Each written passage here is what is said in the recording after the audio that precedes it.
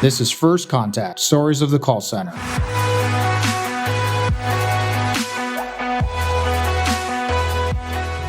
We've had a lot of people talk about AI, right? And some people saying how it will replace the human interactions. Some will say that it helps augment some of the areas that are either deficient, or some will look at it, it's purely an enhancement. You're still going to have, you're not going to make a low performing representative now amazing because of AI. You're now just going to be able to take a great employee and make it even better, the experience with AI. Where do you sit on that? Obviously, right now, you just articulated really well some really nice futuristic ways if it were to flow that smoothly, and knock on wood, we hope it's sooner than later. But where do you see AI outside of just in that context impacting the contact center space?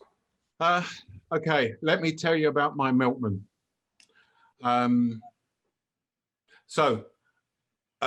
years ago, when we were living back in England, we live in the States now, but we used to have our milk delivered. Mm-hmm. And I said to Lorraine, my wife, back then, I said, why don't we not have our milk delivered and go down the grocery store like everybody else?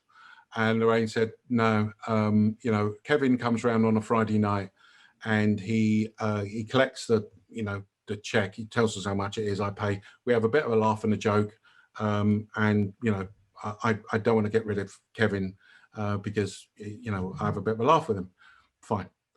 Milk sales carry on declining. Kevin leaves, new guy starts, new guy takes over, decides that calling around on a Friday night is not a good idea, not very efficient.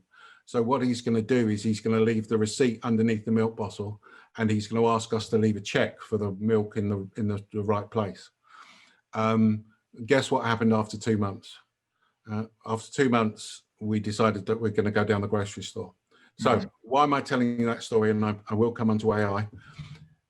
The issue was, what drove value was the Friday night conversation. Okay, that's what drove value. It wasn't the milk, it wasn't the delivery. It was the Friday night conversation. As organizations get into the implementation of AI, the danger is that what they're going to do is they're going to automate everything and automate the things that drive value, the Kevin on a Friday night. Okay. Yep.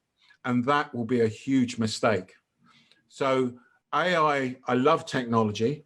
AI, I think, is going to be great. And I think that AI has the ability to, and here's a key word for going forward, AI has the ability to enable people to be, or organizations and experiences to be proactive and to anticipate customers' needs, because it will take all that information of all the memories that they've had and what they're going to do and how they're going to react, and put them in through psychometrics into which category they're in and how to personalize it and everything else, and effectively give the answer. Okay.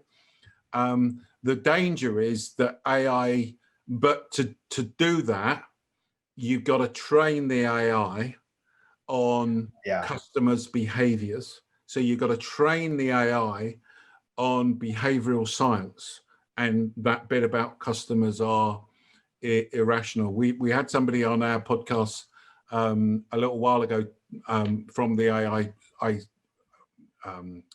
professor of AI down in Arizona that was talking all about this.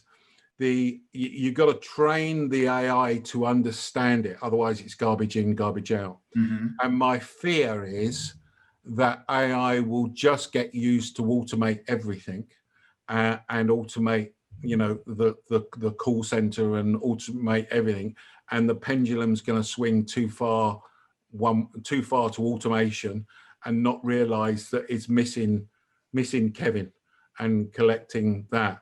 I think there's always going to be a place for somebody in the contact center. I absolutely think that some of the people in some of the roles will be replaced by AI, and it will be a more high level function. But you're always going to need that human capability to deal with different customer situations and different customer segments. Yeah, of, again, as long as it drives value. Then that's always the key.